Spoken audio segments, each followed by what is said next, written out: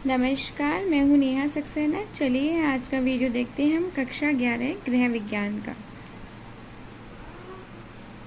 हमारा चैप्टर है मानव विकास एवं पारिवारिक संबंध, अध्याय 3 मानव वृद्धि एवं विकास की अवधारणाएं।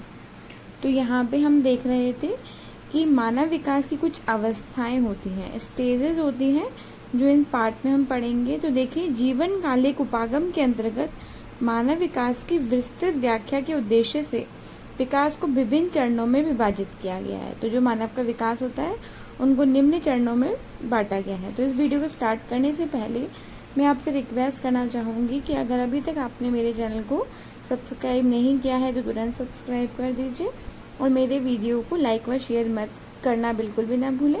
तो चलिए देखते हैं। तो इस चित्र से अपन देख सकते हैं कि पहले मानव कितना छोटा होता है और धीरे धीरे वो बहुत बड़ा होते होते वो वृद्धि की ओर चला जाता है। ठीक है, तो मानव विकास की अवस्थाएं। ठीक है, तो विकास की प्रमुख अवस्थाएं एवं अवधि होती है। अगर आप एक क्वेश्चन आ जाता है कि विकास की कौन कौन सी अवस्थाएं होती हैं, तो वो अपन इसके अंतर्गत देखेंगे।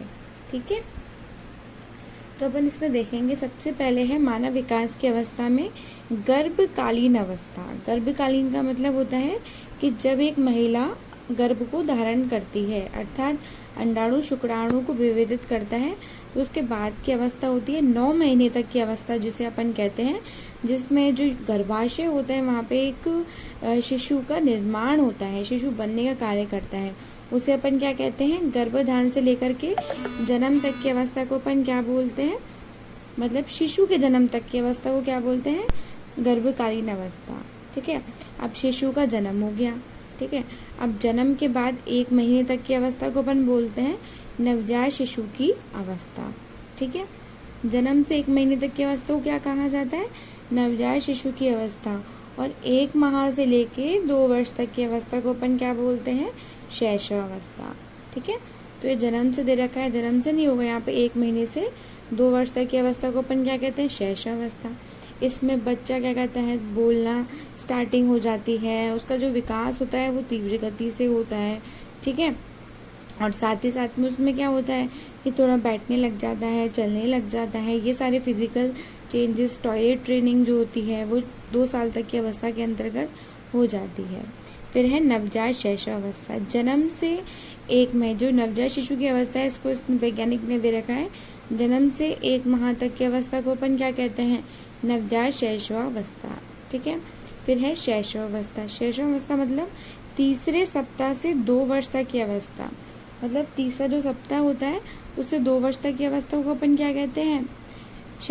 शैशवावस्था। ठीक है, तो शैशवावस्था के 2 भाग हो गए, ए भाग और ब भाग। ठीक है, अब अपन बात करते हैं 3 महीने। तीसरा है अपना बाल्यावस्था।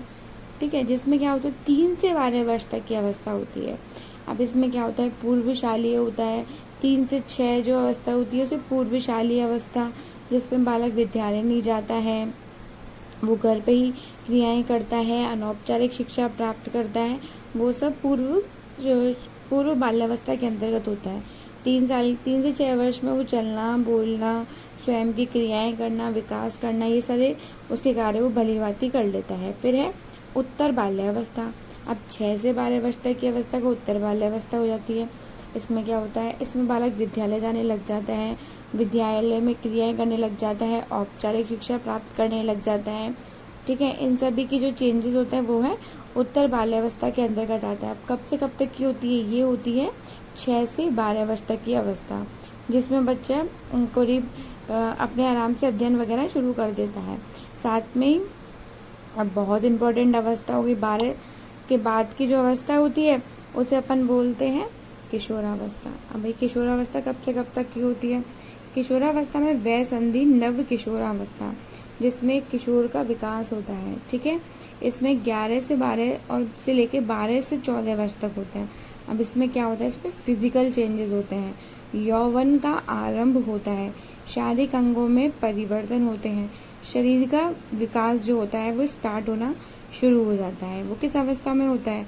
वो होता है जैसे कि लड़कियों में मासिक चक्र का आना, लड़कों में फिजिकल चेंजेस होना, दाढ़ी मूंछ का आना, स्टार्टिंग के जो सिम्टम्स होते हैं वो सब इस अवस्था में आ जाते हैं। 11 से 14 साल के बीच में।